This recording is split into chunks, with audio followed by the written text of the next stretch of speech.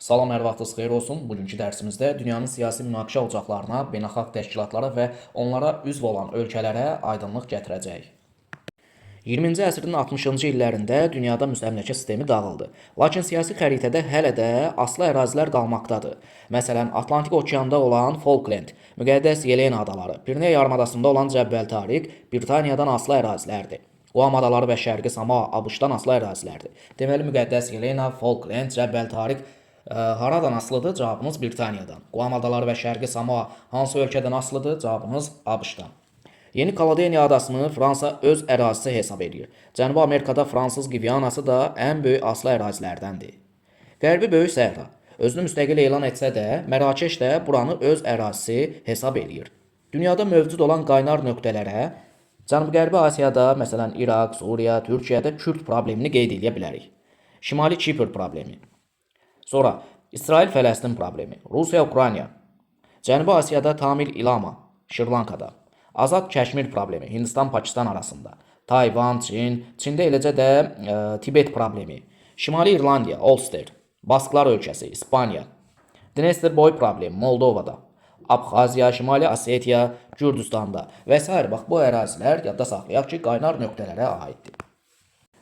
Hazırda dünyada mövcud olan qaynar nöqtələrə Cənub-Qərbi Asiyada, məsələn İraq, Suriya, Türkiyə üçün Kürd problemini qeyd edə bilərik. Şimali Kipr, İsrail-Fələstin, Rusiya-Ukrayna, Cənubi Asiyada Tamil İlama, Şri-Lanka üçün, Azad Kəşmir, Hindistan-Pakistan, Tayvan problemi, Çində həmçinin Tibet problemi, Şimali İrlandiya, Ulster, Basklar ölkəsi, İspaniyada, Dnestr-Boy problemi, Moldovada, Abxaziya, Şimali Osetiya, Gürcüstanda və s. ərazilərdə belə qaynar nöqtələrə rast gəlmək olar. Deməli, Cənub-Qərbi Asiyada İraq, Suriya, Türkiyə üçün Kürd problemi, Şimali Kipr Türk Respublikası problemi, İsrail-Fələstin problemi, Rusiya-Ukrayna, Cənubi Asiyada Tamil İlama, Şri-Lanka üçün, Azad Kəşmir, Hindistan-Pakistan arasında, Tayvanda problem, Çində Tibet problemi, Şimali İrlandiyada Ulster problemi, Basklar ölkəsi İspaniya üçün, Dnestr-Boy problem Moldova üçün, Abxaziya, Şimali Osetiya, Gürcüstan üçün və s. belə problemlər dünyada olan qaynar nöqtələrə aiddir. Münaqişələrə bəzən sərhədlərin çəkilməsi də səbəb ola bilər. Əvvəllər maraqlı olmasalar da, hazırda neft-qaz ehtiyatlarına görə Səudiyyə Ərəbistanla Yəmən arasında, Liviya ilə Çad arasında sərhədin dəqiqləşdirilməsi mübahisəyə səbəb olmuşdur. Mübahisəli əraziləri ayıran sərhəd xətti də demarkasiya xətti adlanır. Nə oldu demarkasiya xətti? Cavabımız mübahisəli əraziləri ayıran sərhəd xətti. Siyasi münaqişələrin həlli üçün beynəlxalq təşkilatlar yaradılmışdı. Həmən təşkilatlara da BMT, ATƏT, Avropa İttifaqı, NATO və s. təşkilatları aid eləyə bilərik. Münaqişə həllərində bəzi şəhərlərdə keçirilən konferansların, görüşlərin də mühüm əhəmiyyəti var. Belə şəhərlərə İsveçrədə Cenevrə, Davos, Belçikada Bruksel, Niderlandda Haaqa şəhəri, Finlandiyada Helsinki şəhəri, Portuqaliyada Lissabon, Fransada Strasburq şəhərlərini aid eləyə bilərik. Bəzi ölkələr də var ki, siyasi münaqişələrdə iştirak etməmək öhdəliyi götürmüşlər. Belə ölkələrə neytral ölkələr deyilir. Nə oldu neytral ölkələr? Hər hansı siyasi münaqişələrdə iştirak etməmək öhdəliyi götürən ölkələr. Neytral ölkələrə aiddir. Avropada Avstriya, İrlandiya, İsveçrə, Finlandiya. Sonra Mərkəzi Asiyadan Özbəkistan, Türkmənistan. Mərkəzi Amerikadan Kosta-Rika və Panama. Cənub-Şərqi Asiyadan da Kamboca. Deməli, neytral ölkələrə hansı ölkələrə aiddir? Cavabımız Avstriya, İrlandiya, Kosta-Rika, Panama, Kamboca, Finlandiya, İsveçrə, İsveç, Özbəkistan, Türkmənistan. İndi isə beynəlxalq təşkilatlara və onlara üzv olan ölkələrə aydınlıq gətirək. BMT 1945-ci ildə yaranmışdı. Mənzil qərargahı Nyu-Yorkdadır. Ali orqanı Təhlükəsizlik Şurasıdır. Təhlükəsizlik Şurasının 5 daimi üzvü ABŞ, Rusiya, Çin, Fransa, Böyük Britaniya. Deməli, BMT-nin Təhlükəsizlik Şurasının 5 daimi üzvü hansı ölkələrdir? ABŞ, Rusiya, Çin, Fransa, Böyük Britaniya. NATO 1949-cu ildə yaranmışdı. Mənzil qərargahı Brüsseldədir.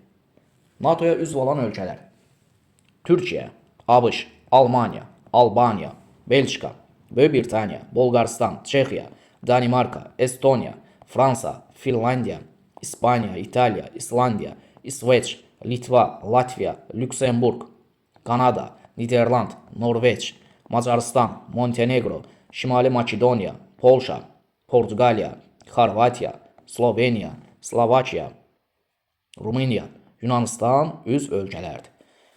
İndi sual olur ki, bu qədər ölkələri necə yadda saxlayaq? Deməli, NATOya Afrika ölkələrini götürmə, türkləri götürmə, yalnız Türkiyəni götür. Qırğız, Özbək, Tacik. Sonra Asiya ölkələrini götürmə. İstər Cənub-Qərbi Asiya ölkələri olsun, istər Cənubi Asiya, istər Cənub-Şərqi Asiya ölkələri götürmürsən. Latin Amerika ölkələrini götürmürsən. Da bunları çıxanda yerdə qalır da. Aydındır?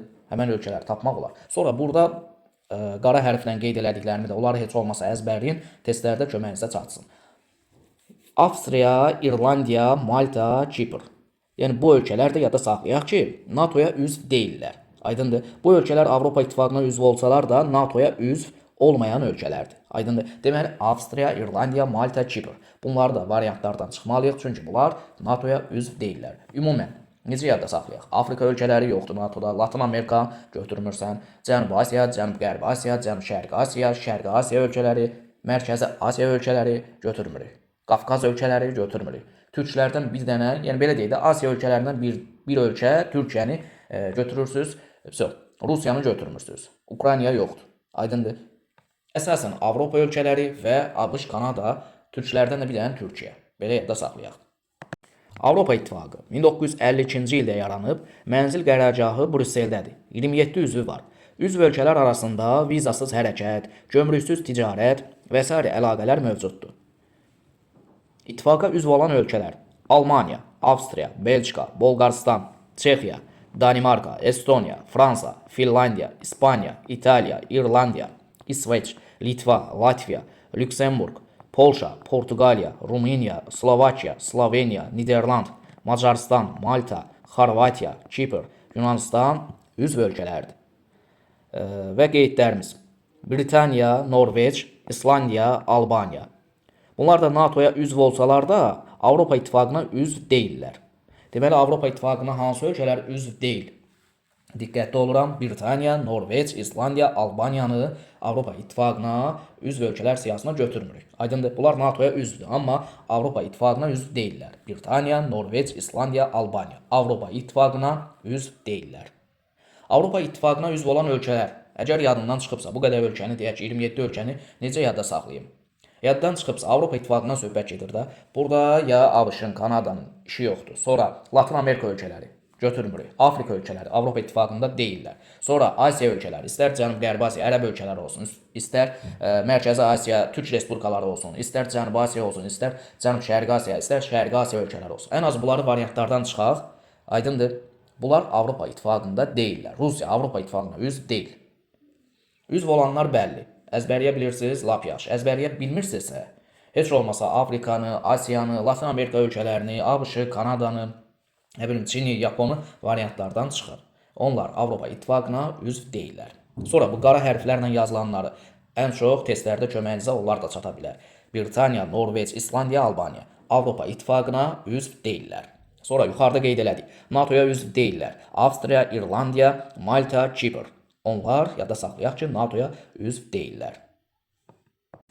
ATƏT və ya Avropa Təhlükəsizlik və Əməkdaşlıq Təşkilatı 1975-ci ildə yaranıb, Azərbaycan da üzv ölkələr siyahısına aiddir. Mənzil qərargahı Viyana şəhərindədir.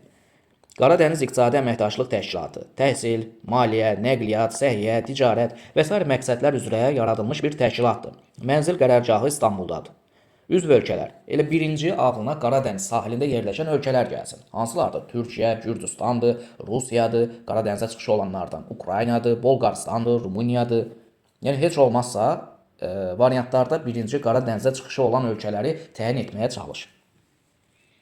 Üzv ölkələr konkret: Türkiyə, Azərbaycan, Gürcüstan, Ermənistan, Rusiya, Ukrayna, Moldova, Rumıniya, Bolqarıstan, Yunanistan, Albaniya, Serbiya və s. üzv ölkələrdir. Guam, Gürcüstan, Ukrayna, Azərbaycan, Moldova. Bu asandır. Elə üzv olan ölkələrin baş hərfləri. 1997-ci ildə yaranmış təşkilatdır. Üzv ölkələr: Gürcüstan, Ukrayna, Azərbaycan, Moldova. Mənzil qərargahı Kiyevdədir, Ukraynada. MDB Müstəqil Dövlətlər Birliyinin təşkilatıdır. Müstəqil Dövlətlər Birliyinin qərargahı da Minsk şəhərindədir, Belarusda. Üzv ölkələr: Azərbaycan, Ermənistan, Rusiya, Belarus, Qazaxıstan, Türkmənistan, Qırğızistan, Özbəkistan, Tacikistan, Moldova. Deməli, üzv olan ölkələrə. Keçmiş SSR-i yəqin ki bilərsiniz. Keçmiş SSR-yə üzv olan ölkələr. Amma Litva, Latviya, Estoniya yoxdur. Ukrayna yoxdur. Gürcüstan da yoxdur. Yəni bunlar əvvəl olsa da Litva, Latviya, Estoniya ümumiyyətlə qoşulmayıb, amma məsələn MDB-də nədir? Ukrayna əvvəl olubdu, Gürcüstan da əvvəl olubdu, amma onlar artıq MDB-yə üzv deyillər. Üzv ölkələr 5 dənə Mərkəzi Asiyadan: Qazaxıstan, Özbəkistan, Türkmənistan, Qırğızıstan, Tacikistan. Sonra Cənubi Qafqazdan Azərbaycan, Ermənistan, Rusiya bəlli məsələ, Şərqi Avropadan da Belarus və Moldova. İslam Əməkdaşlıq Təşkilatı və ya İslam Konfransı Təşkilatı. İslam Əməkdaşlıq Təşkilatı ölkəmizin qatıldığı ilk təşkilatdır. Mənzil qərargahı Ciddə şəhərindədir, Səudiyyə Ərəbistanda. NAFTA, Şimali Amerika Azad Ticarət Zonası. Üzv ölkələr ABŞ, Kanada, Meksika. ALADI, Latın Amerikası İnteqrasiya Assosiasiyası. Tərkibinə Latın Amerika ölkələri daxildir. Meksika, Braziliya, Argentina, Venezuela, Panama, Çili, Peru, Ekvador olsun, Kolumbiya olsun və s. Latın Amerika regionuna aid olan ölkələrin üzv olduğu təşkilat nədir? ALADI. Həm ALADI-də, həm NAFTA təşkilatında olan ölkə cavabımız Meksika. ASEAN təşkilatı. Cənub-Şərqi Asiya ölkələrinin daxil olduğu siyasi-iqtisadi təşkilatdır. Elə Cənub-Şərqi Asiyada olan ölkələri üzv ölkələr siyasına aid etməlisiniz. Hansılardır? İndoneziya, Malayziya, Tayland, Bruney, Kamboca, Laos, Vyetnam, Myanma, Singapur, Şərqi Timor, Filippin üzv ölkələrdir. OPEC təşkilatı neft hasilatı, ixracı və satışına nəzarət edən ölkələrin birliyidir. Baş qərargahı Viyana şəhərindədir. Üzv ölkələr İran, İraq, Küveyt, Səudiyyə Ərəbistan, Birləşmiş Ərəb Əmirliyi, Afrikadan Liviya, Əlcəzair, Angola, Nigeriya, Kongo, Ekvatorial Gvineya, Gabon, Venezuela üzv ölkələrdir. OPEC-ə üzv olan ölkələr hansılar oldu? Asiyadan İran, İraq, Küveyt, Səudiyyə Ərəbistan, Birləşmiş Ərəb Əmirliyi, Afrikadan Liviya, Əlcəzair, Angola, Nigeriya, Kongo, Ekvatorial Gvineya, Gabon, Latın Amerikasından da Venezuela. Növbəti təşkilatımız Atom Enerjisi üzrə Beynəlxalq Agentlikdir və funksiyası nüvə texnologiyasının dinc məqsədlər üzrə istifadə edilməsinə nəzarət etməkdir. Yəni bu təşkilatı, agentliyi gördünüzsə, yadınıza atom məsələsi düşsün. UNEFTO, turizm üzrə BMT-nin tərkibində rəsmi qeyri-hökumət təşkilatıdır. Aydındır? Yəni bu təşkilatı da gördünüzsə, yadınıza turizm düşsün. ISESCO, UNESCO. İkisi də təhsil elm mədəniyyətdir. Təhsil elm mədəniyyət. Amma biri İslam təşkilatıdır, ISESCO. UNESCO isə BMT-nin təşkilatıdır. ECO, İqtisadi Əməkdaşlıq Təşkilatı.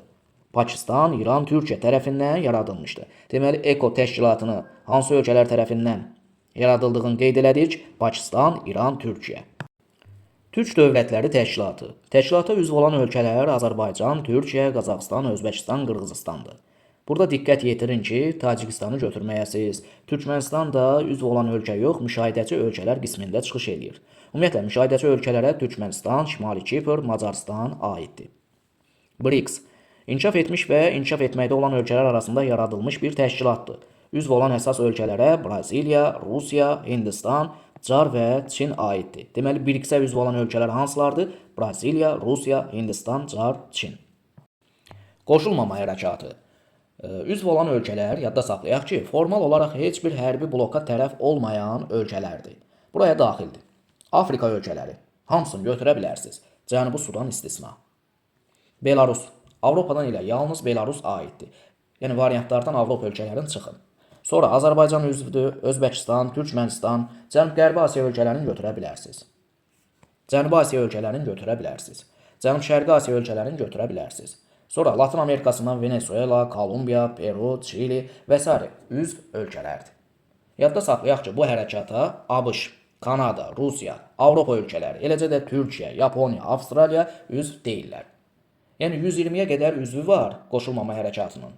Hamısını da yadda saxlamaq biraz qeyri-mümkündür, düzdür. Ona görə neyinir? Üzv olan ölkələr. Cənub-Qərbi Asiya, Cənubi Asiya ölkələri, Cənub-Şərqi Asiya ölkələridir. Sonra Azərbaycandır, Özbəkistandır, Türkmənistandır. Sonra Avropa ölkələrindən bir dənə Belarusu götürürük. Yerdə qalan Avropa ölkələri variantda varsa çıxırıq. Sonra ABŞ-dır, Kanadadır, Rusiyadır. Bunlar da yadda saxlayaq ki, qoşulmama hərəkatına üzv deyirlər. Bunlar da variantlardan çıxırıq. Sonra Türkiyəni, Yaponiyanı, Avstraliyanı variantlardan çıxırıq. Aydındır. Aralıq dəniz sahili ölkələrin birliyi. Bu təşkilatın da yaradılmasında məqsəd regiondakı ölkələr arasında sülh, iqtisadi, mədəni əlaqələri möhkəmlətmək, onların inkişaf səviyyələri arasında fərqi azaltmaqdır. 43 üzvü var. Üzv olan ölkələrdən bəzilərinə gəlin xəritə sxem üzərində aydınlıq gətirək. Elə belə yadda saxlayın ki, Aralıq dənizinə çıxışı olan ölkələri doğru cavab kimi götürəsiniz. Afrikanın şimalından Mərakeş, Əlcəzair, Tunis, Liviya, Misir. Cənub-Qərbi Asiyadan İsrail. Sonra İsrail. Burada həmçinin Fələstini də qeyd eləmişəm. Yəni Fələstinin Qəzza bölgəsi bilirik ki, Araq dənizdən çıxışı var da, ona görə qeyd eləyək. Sonra buradan Livandır, Suriyadır, Kiprdir, Türkiyə. Avropa ölkələrindən Yunanistanı qeyd eləyə bilərik. Albaniya, Montenegro, Bosniya, Xorvatiya, Sloveniya, İtaliya. Burada ada dövlət Malta olsun. Sonra Monako, Fransa, İspaniya və s. ölkələr qeyd eləyə bilərik. Ölkələr arasında gömrük, eləcə də viza rejimindəki məhdudiyyətlərin azaldılması iqtisadi əməkdaşlığın dərinləşməsi, yəni inteqrasiya adlanır. Nə oldu inteqrasiya? Ölkələr arasında gömrük, viza rejimindəki məhdudiyyətlərin azaldılması iqtisadi əməkdaşlığın dərinləşməsidir. İnteqrasiyalar regional və sahəvi inteqrasiya ola bilər. Hər hansı bir ərazidə yerləşən ölkələrin yaratdığı birliklər regionaldır. Məsələn, Avropa İttifaqı, məsələn, ASEAN, Cənub-Şərqi Asiya ölkələri idi də. Məsələn, qeydiyyat. Məsələn, qeydiyyata bilirik ki, Qara dəniz sahili ölkələr daxildir əsasən. Ona görə regionala götürə bilərsiniz. NAFTA, Şimali Amerika ölkələri idi də, düzdür? Regionala götürə bilərsiniz. ALADI, Latın Amerika regionuna daxil olan ölkələr idi, bəli. Deməli, bu necə inteqrasiyadır? Cavabınız regional inteqrasiya. İqtisadiyyatın hər hansı sahəsi üzrə əməkdaşlıq məqsədi ilə yaradılan birliklər isə sahəvidir. Elə adından bəli. Məsələn, OPEC nə işinə baxır? Neft məsələsinə. UNEFTO, turizm idi də bu, düzdür? ISESCO, təhsil elmi mədəniyyət. UNESCO, təhsil elmi mədəniyyət. İslam konfransı təşkilatı. İslam ölkələrini birləşdirir də, yəni bir sahə ilə bağlıdır da, İslamla bağlıdır. Ona görə sahəvi inteqrasiyaya aid eləyə bilərik. Və yaxud Aralıq dəniz sahili ölkələrin birliyi. Bu təşkilat hansı olar? Sahəvi yoxsa regional? Müəyyən bir region ölkələridir də, düzdür? Aralıq dəniz sahili region ölkələrin birliyidir. Deməli, o regional olar.